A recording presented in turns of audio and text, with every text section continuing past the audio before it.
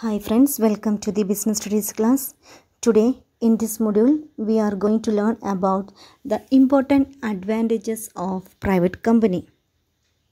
A private company means a company which restricts the right of members to transfer its shares.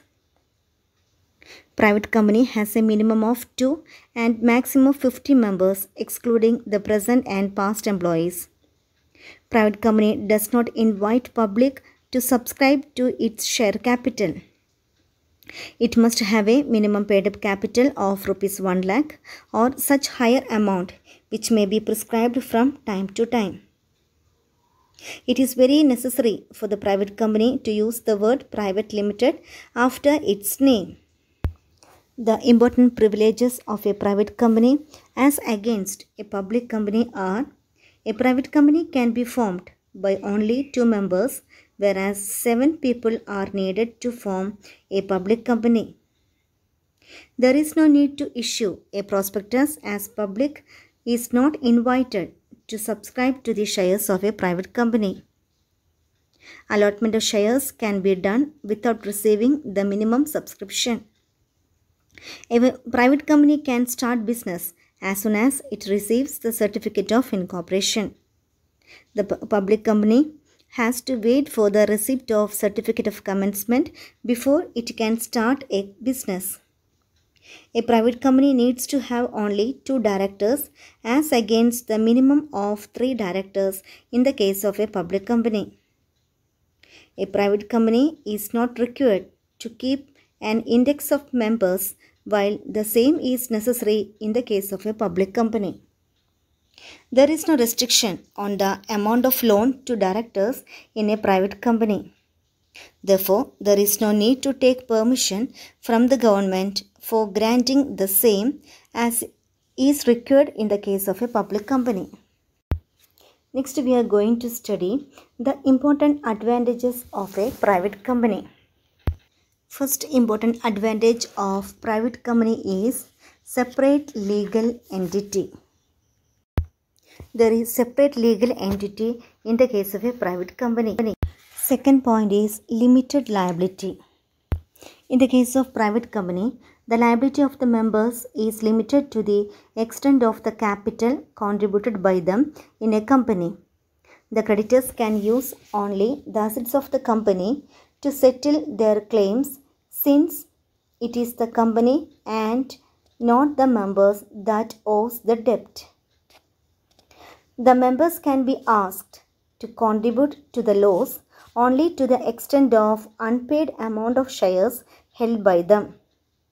Suppose Akash is a shareholder in a company holding 20,000 shares at the rate of 10 each, on which he has already paid 7 per share. His liability in the event of the losses or the company's failure to pay the debts can be only up to 6,000. The unpaid amount of his share capital, that is 3 per share on 20,000 shares held in the company.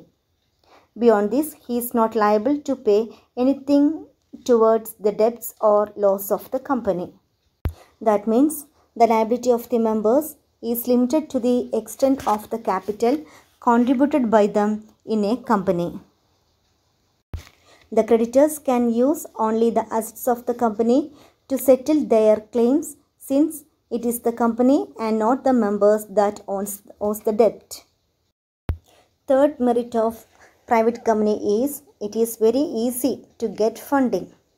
In the case of private company, a company can raise funds by issuing shares or by borrowing money from bank, financial institutions, or from money lenders.